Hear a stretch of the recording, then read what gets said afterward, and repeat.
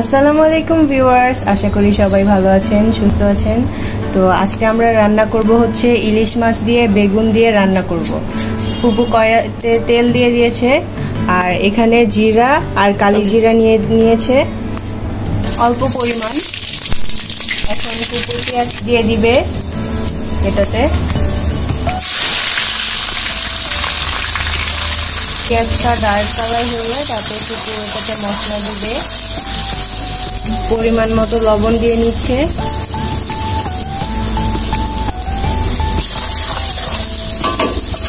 আমাদের পেঁয়াজগুলো brown colour হয়ে গিয়েছে। এখন আমরা এটাতে কাঁচামরিচ বাটা আর সরিষা বাটা বেটে নিয়েছি। তো এখন পরিমাণ মতো এটা দিয়ে দিলাম। পেঁয়াজ বাটা দিয়ে দিচ্ছি 1 চামচের মতো, আর আদা রসুন বাটা 1 চামচ, আর হচ্ছে জিরা বাটা দিচ্ছি একদম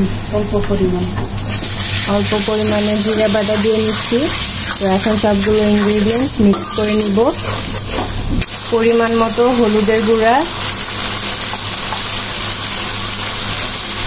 1.5 চামচের মতো, একটু কম, আর গুঁড়া মরিচের গুঁড়া, লাল মরিচের গুঁড়া পরিমাণ মতো, যে যেমন ঝাল খান ওরকম। তো এখন আমরা মশলাটা ভালোভাবে কষিয়ে নিব, আর এটাতে হচ্ছে অল্প কিছু কাঁচামরিচ দিয়ে নিব। তো গরম পানি দিয়ে নিলাম অল্প একটু, অল্প পরিমাণ একটু পানি দিয়ে নিচ্ছি।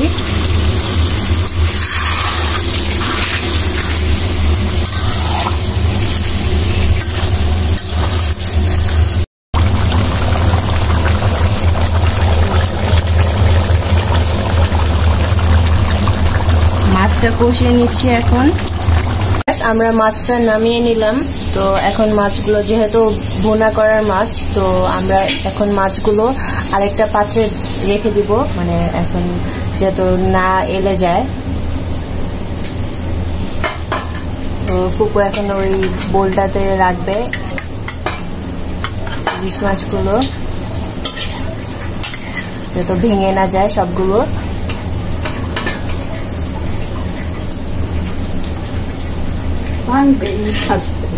ইলিশ মাছ যত সাবধানে করতাম ভাঙবে।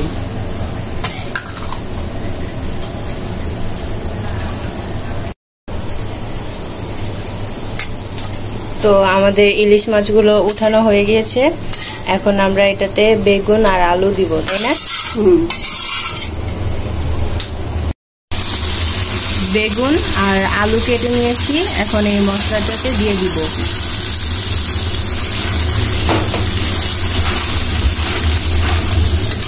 একটু মিক্স করে নিব,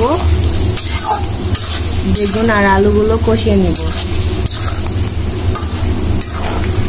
আমরা এখন এটাতে কাঁচামরিচ দিব, যেহেতু বাটা মরিচ দেওয়া হয়েছে, মানে দেখিয়েছিলাম সরিষার সাথে, আর অল্প কিছু কাঁচামরিচ মাঝখান দিয়ে 2 ভাগ করে তারপর ভেঙে তারপর দিয়েছি।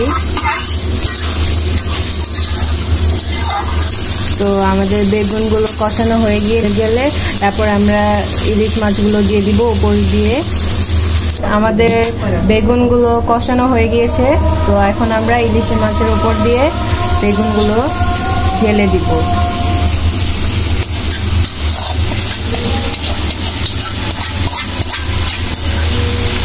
ভিউয়ার্স, আপনারা কারা কারা ইলিশ মাছ খেতে পছন্দ করেন আমাকে কিন্তু অবশ্যই কমেন্টে জানাবেন।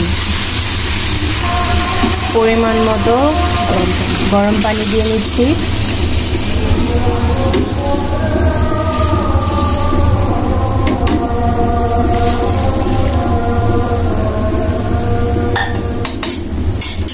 লাড়াতে যাবে না,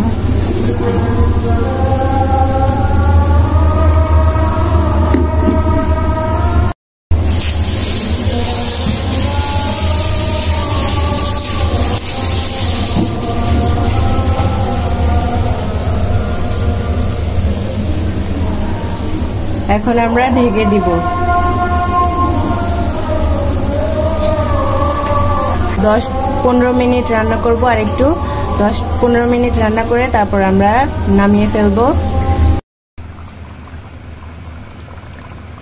সো ভিউয়ার্স, আজকে আমাদের ইলিশ মাছের ভুনাটা কেমন লাগলো জানাবেন আমাদের ইলিশ আর বেগুন দিয়ে। So thank you for watching my video. আল্লাহ হাফেজ।